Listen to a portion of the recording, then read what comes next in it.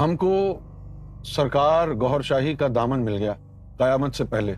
اب قیامت جب اس کا جی چاہے آ جائے. اس کائنات میں جتنے بھی انسان پیدا ہوئے ہیں ان سارے انسانوں میں سب سے زیادہ خوش قسمت وہ ہے جس کو سرکار گوہر شاہی کا دور ملا. سرکار گوہر شاہی کا دور ملا، پھر سرکار گوہر شاہی کی نسبت ملی. اور اس کی ماں پتہ نہیں کتنی بڑی طوائف ہوگی جس نے اتنا بڑا حرام زادہ پیدا کیا. ایسی قسمت پہ تو ناز کرنا چاہیے.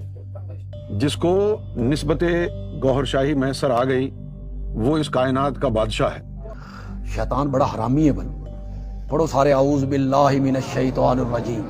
اور یہ دیکھیے کہ سرکار گوہر شاہی کے دور میں ہم کو اس دنیا میں بھیجا گیا تو اس عطا پر جتنا شکر کیا جائے کم ہے. ارے کون بھونک رہا ہے یہ بدتمیز؟ نہ تو نسبت گوہر شاہی کے مد مقابل کوئی مرتبہ آ سکتا ہے، نہ کوئی ولایت کا مرتبہ، نہ کوئی فتوت، نہ کوئی اور مرتبہ. میں کہنا نہیں چاہتا، آپ سمجھ جائیں. دوستو یہ یونس گوبر جس کی تعریفوں کے پل باندھ رہا ہے، حالانکہ یہ انتہائی چول قسم کا انسان تھا جس نے اللہ ذوالجلال کی شان میں گستاخی کی، نبی کی شان میں گستاخی کی، اور اس کے نزدیک قرآن کے 40 پارے تھے. اور یہ کہتا تھا کہ مرزا قادیانی اگرچہ اس نے دعوی نبوت کیا ہے، اس کے باوجود بھی وہ بڑا ہی عابد و زاہد اور بڑا ہی نیک انسان تھا. اور یہ کہتا تھا کہ میری تصویر چاند اور حجر اسود میں بھی آئی ہے، اور یہ امام مہدی ہونے کا دعوے دار تھا. مطلب کہ انتہائی بد عقیدے کا مالک تھا. اور اس شیطان کا خاص چیلا یہ یونس گوبر ہے، اور اپنے پیر کی طرح یہ اس سے بھی بڑا دجال ہے. اس نے اللہ ذوالجلال کی شان میں انتہائی درجے کی گستاخی کی، ایک بار نہیں بلکہ بار بار کی. یہاں تک کہ اس حرامی نے اللہ ذوالجلال کو گالیاں تک بھی دی.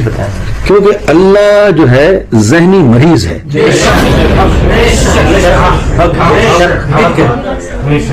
ذہنی مریض ہے، سائیکو.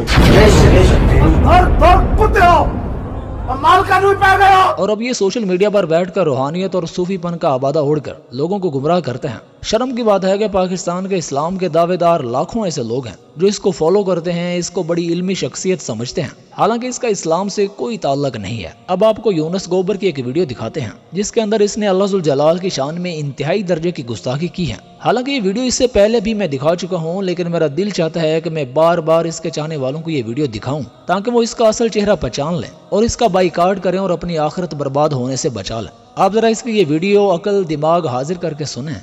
اس کے بعد جناب جب سیدنا گوہر شاہی نے ہاتھ پکڑ کے عرش الہی پہ بٹھایا اور وہ منظر دیکھا، کیا دیکھا؟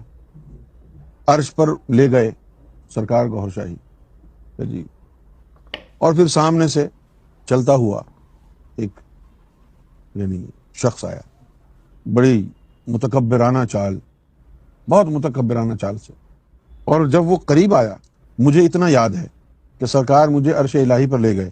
اس کے بعد سرکار کہاں گئے یہ نہیں پتہ چلا، لیکن جب وہ آیا تو میں اس کی طرف بڑھا تو اس نے مجھے اشارہ کیا، سامنے ایک کرسی رکھی ہے اس طرف، کہ وہاں چلو. وہاں جب مڑ کے دیکھا جانے کے لیے، وہاں رخ کیا تو اس تخت کے اوپر سرکار بیٹھے ہیں. تو فرط جذبات میں سرکار کے قدموں پر سر رکھ دیا میں نے، لیکن محسوس کیا کہ میرے برابر میں بھی کوئی ہے، اس نے بھی یہی کیا ہے.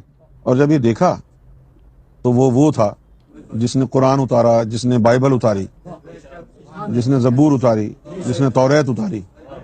کہتا ہے کہ میرا پیر جب اس تخت کے اوپر بیٹھ گیا تو فرط جذبات میں نے اپنے پیر کے قدموں پہ سر رکھ دیا، اور میں نے دیکھا کہ ساتھ والے نے بھی ایسا ہی کیا ہے، یعنی اس نے بھی میرے پیر کے قدموں پہ سر رکھ دیا ہے. اور میں نے دیکھا تو وہ تھا جس نے قرآن اتارا، جس نے بائبل اتاری، جس نے زبور اتاری، جس نے تورات اتاری. تو میرا آپ سے سوال ہے کہ ذرا یہ بتائیں کہ قرآن کس نے اتارا ہے، تورات زبور کس نے اتاری ہے؟ ظاہری بات ہے کہ اللہ ذوالجلال نے اتاری ہیں. تو اس کے کہنے کا مطلب ہے کہ معاذ اللہ ثم معاذ اللہ، اللہ پاک نے میرے لعنتی خبیث پیر کے قدموں پہ سر رکھ دیا. اس سے بڑا کفر اور کیا ہوگا؟ کیا آپ کو اس کے کافر ہونے کے لیے مزید کسی اور دلیل کی بھی ضرورت ہے؟ تو آپ کو اپنے ایمان کی فکر کرنی چاہیے، اپنی آخرت کی فکر کرنی چاہیے. ذرا اور سنیں.